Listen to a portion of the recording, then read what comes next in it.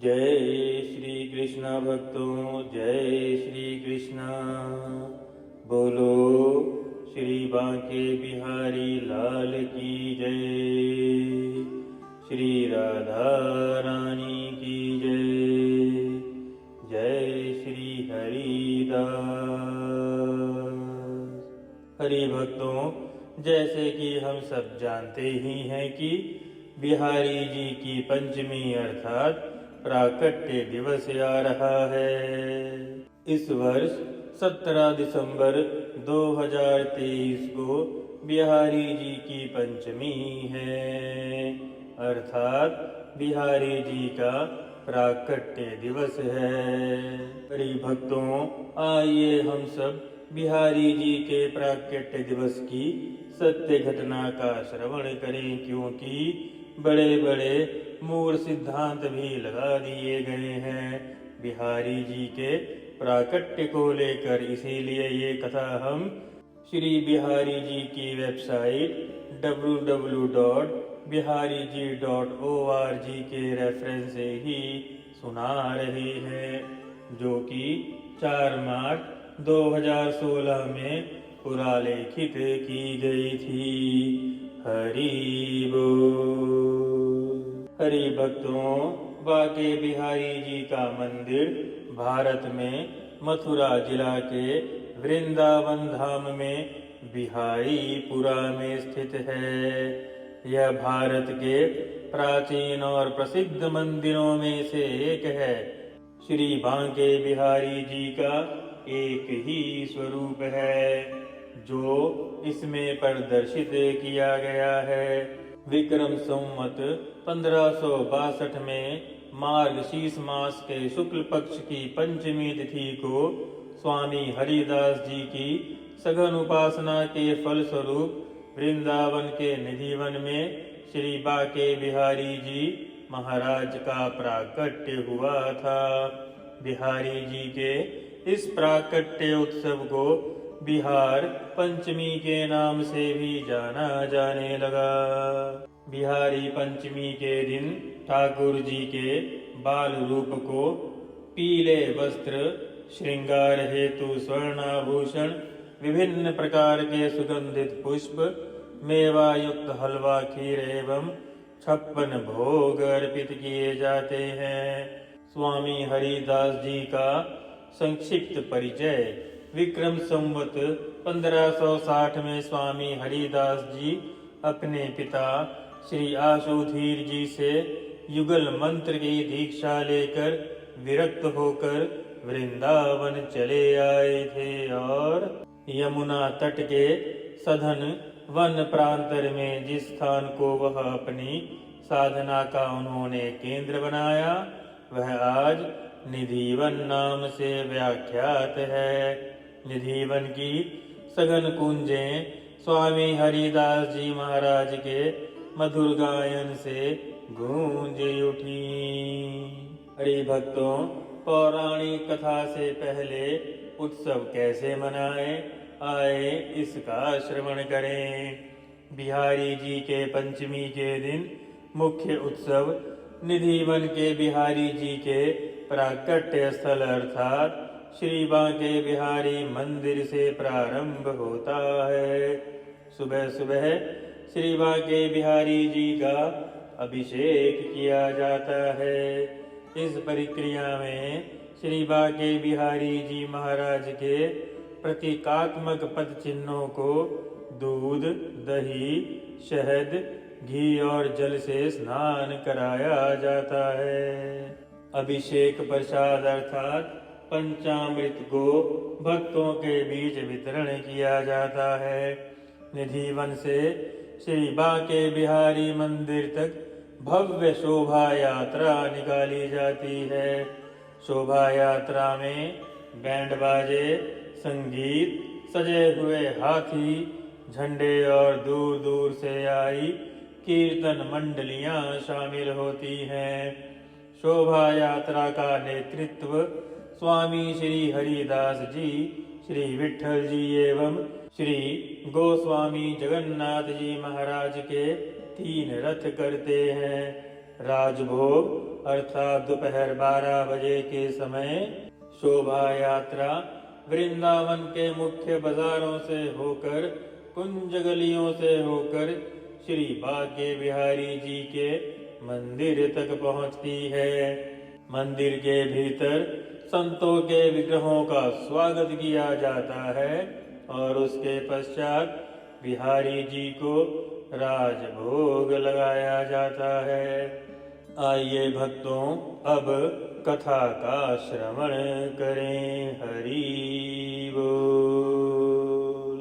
श्री बांके बिहारी जी का संक्षिप्त इतिहास।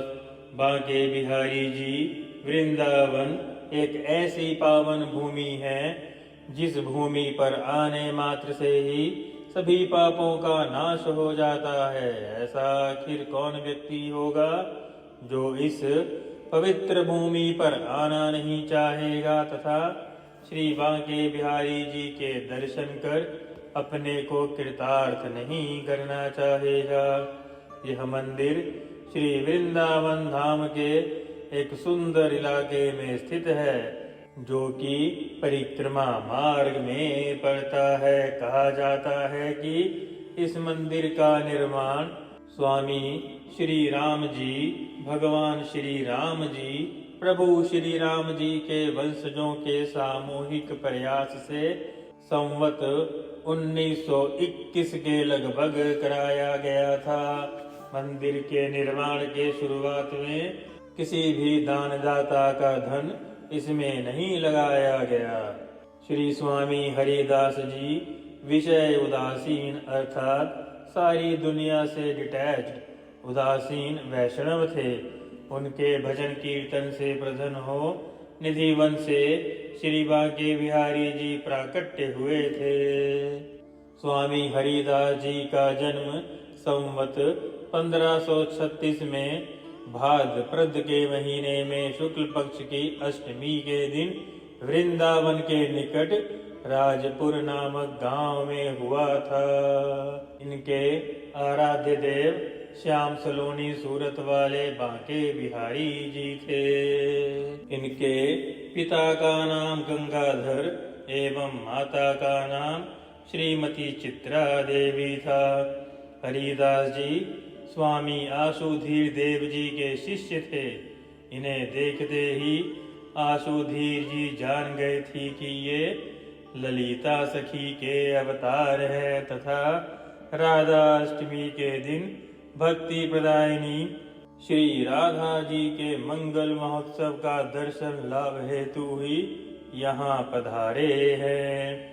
हरिदास जी को रसनिधि सखी का अवतार माना गया है। यह बचपन से ही संसार से ऊबे हुए रहते थे। किशोर अवस्था में इन्होंने आशुधीर जी से युगल मंत्र की दीक्षा ली। हरि भक्तों, यहाँ दो मान्यताएं हैं। कुछ कहते हैं उन्होंने अपने पिताजी से शिक्षा ली और श्री बांके बिहारी जी की वेबसाइट पर है कि इन्होंने श्री आशुधीर जी से शिक्षा ली।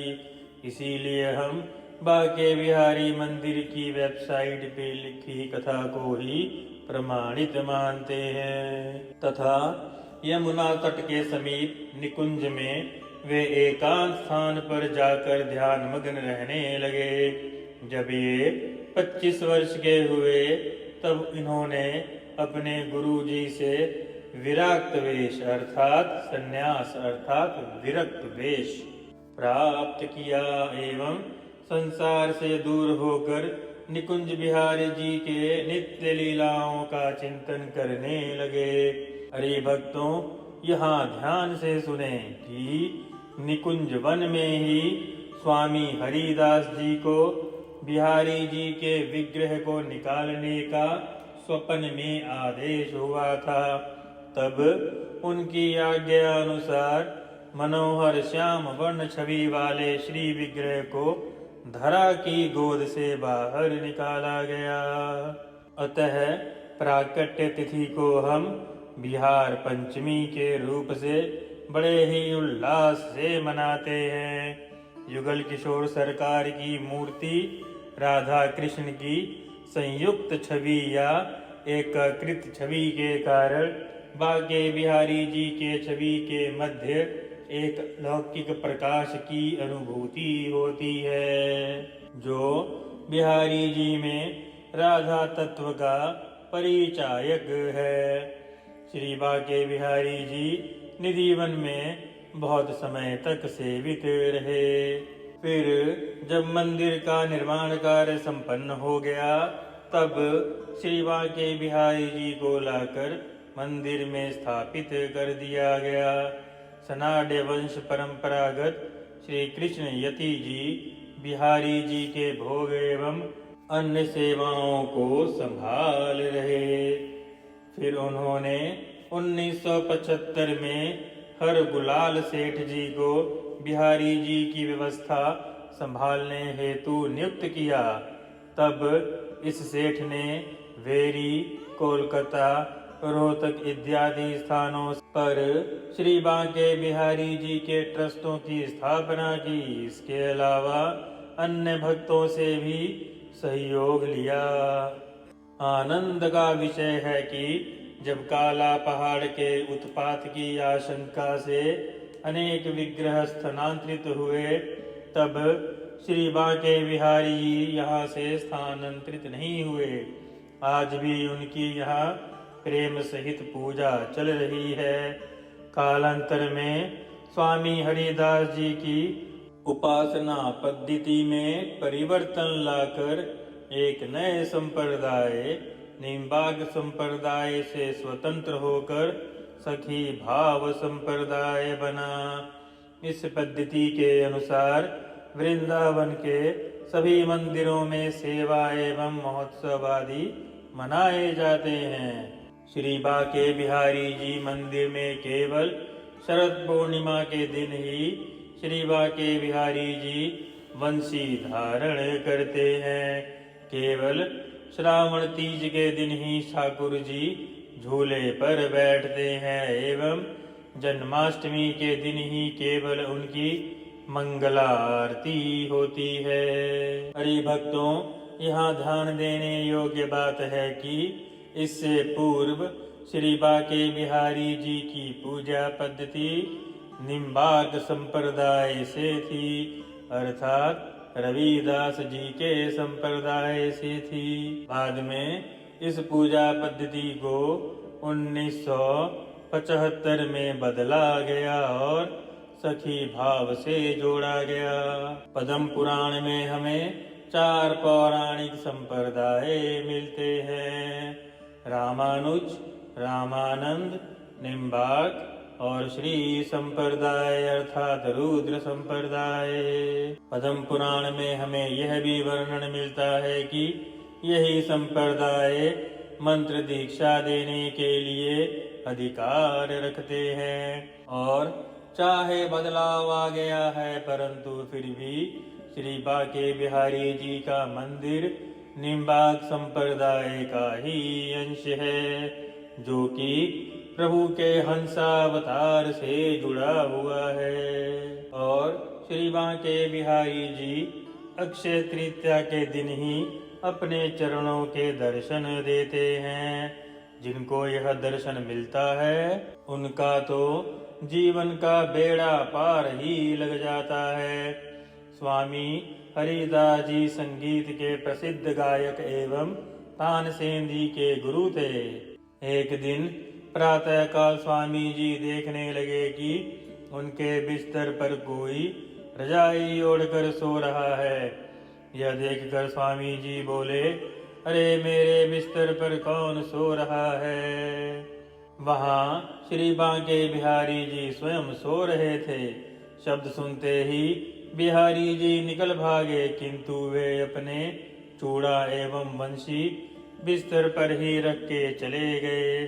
स्वामी जी वृद्ध अवस्था में दृष्टि जीर्ण होने के कारण उन्हें कुछ नजर नहीं आया।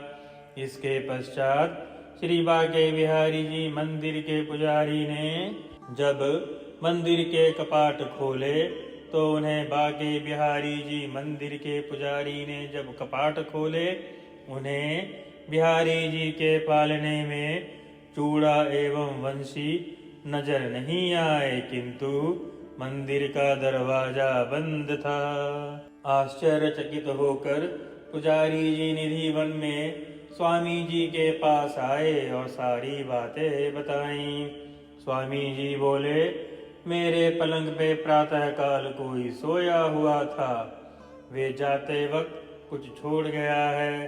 तब पुजारी जी ने प्रत्यक्ष देखा कि पलंग पर बिहारी जी का चूड़ा और बंसी विराजमान है। इसी से यह प्रमाणित हुआ कि श्री बांके बिहारी जी रात को रास करने के लिए निधि वन जाते हैं, और तब से ही बिहारी जी की मंगलारती नहीं होती। अर्थात मंदिर में बिहारी जी की मंगलारती नहीं होती, क्योंकि रात्रि में बिहारी जी निधि वन में रास खेलने आते हैं। अतः प्रातः शयन में बाधा डालकर उनकी आरती करना अपराध है। स्वामी हरिदास जी के दर्शन प्राप्त करने के लिए यहाँ बड़े सम्राट आया करते थे। एक बार दिल्ली के सम्राट अकबर स्वामी जी के दर्शन हेतु यहाँ आए थे। दर्शन प्रातः 9 बजे से दोपहर 12 बजे तक और शाम को 6 बजे से 9 बजे तक ही होते थे। विशेष तिथि उपलक्ष्यानुसार समय परिवर्तित कर दिया जाता था। श्री बांके बिहारी जी के दर्शन के संबंध में कई कहानियां प्रचलित हैं। कहते हैं कि यदि एकटक प्रभु जी को प्यार से देखते रहो तो प्रभु जी अपने भक्तों के प्रेम में सम्मोहित हो जाते हैं और उनके साथ ही चल देते हैं। बिहारी जी के विग्रह के मंदिर से ऐसे चले जाने की कई घटनाएं हुई हैं। इसीलिए मंदिर में दर्शन के समय हर 2 मिनट और 1 मिनट पर पर्दा खुलता बंद रहता है, ताकि बिहारी जी अपने स्थान अपने मंदिर में ही रहें। हरि बोल। हरि भक्तों, स्वामी श्री हरिदास जी के द्वारा निधि वन में स्थित विशाखा कुंड से श्री बांके बिहारी जी प्रकट हुए थे। इस मंदिर में श्री कृष्ण जी के साथ श्री राधिका जी के विग्रह की स्थापना नहीं हुई है, क्योंकि दोनों रूप एक में ही सम्मिलित हैं। अर्थात हरि भक्तों, www.bankebihari.org की वेबसाइट के अनुसार जिस कथा को हम सभी मान्यता देते हैं, इसके अनुसार बांके बिहारी जी ने श्री हरिदास जी को स्वप्न में आकर अपने प्राकट्य का उपदेश दिया था और धरा में से श्री विशाखा कुंड, जो कि निधि वन में ही है, वहां से श्री बांके बिहारी जी का विग्रह प्रकट हुआ था। अपने प्राकट्य से पहले अर्थात सामने के प्राकट्य से पहले श्री बिहारी जी, श्री बांके बिहारी जी गुप्त रूप से वृंदावन में ही रहे, क्योंकि उस समय यवनों का उपद्रव चल रहा था। श्री बांके बिहारी जी वृंदावन छोड़कर वृंदावन से बाहर नहीं गए। श्री बांके बिहारी जी का झांकी दर्शन विशेष रूप में होता है। यहाँ झांकी दर्शन का कारण उनकी भक्त वात्सल्यता एवं रसिकता है। एक समय उनके दर्शन के लिए एक भक्त महानुभाव उपस्थित हुए और उन्हें एक टक निहारते रहे। रसिक बिहारी जी उन पर रीझ गए और उनके साथ उनके गांव में ही चले गए। इसके पश्चात गोस्वामियों जी को जब पता लगा, तब उनका पीछा किया और बहुत अनुनय विनय करके ठाकुर जी को लौटाकर श्री मंदिर में पुनः लेके आए। इसीलिए बिहारी जी के झांकी दर्शन की व्यवस्था की गई कि कोई उनसे नजर न लड़ा सके। और मंगलारती के नहीं होने का कारण यह है कि ठाकुर जी नित्य रात्रि में रास करके थक कर भोर में शयन करते हैं, अर्थात उन्हें उस समय जगाना उचित नहीं है। हरि बोल। हरि भक्तों, जब श्री हरिदास जी के भक्ति विभोर होके जब बांके बिहारी जी प्राकट्य हुए, तब हरिदास जी के स्वर में बदलाव आ गया और वे गाने लगे। क्या गाया उन्होंने? भाई री सहज जोरी प्रकट भई, जुरंग की गौर श्याम घन दामिनी जैसे। प्रथम है होती अब हूँ आगे, हूँ रही है न टरी है तैसे। अंग अंग की उजकाई सुधराई, चतुराई सुंदरता ऐसे। श्री हरिदास के स्वामी श्यामा पुंज बिहारी सम वैसे वैसे। भक्तों, श्री कृष्ण और राधा जी ने हरिदास जी के पास रहने की इच्छा प्रकट की। हरिदास जी ने भगवान श्री कृष्ण से कहा, प्रभु मैं तो संत हूँ, आपको लंगोट पहना दूंगा, लेकिन माता को नित्य आभूषण कहाँ से लाकर दूंगा।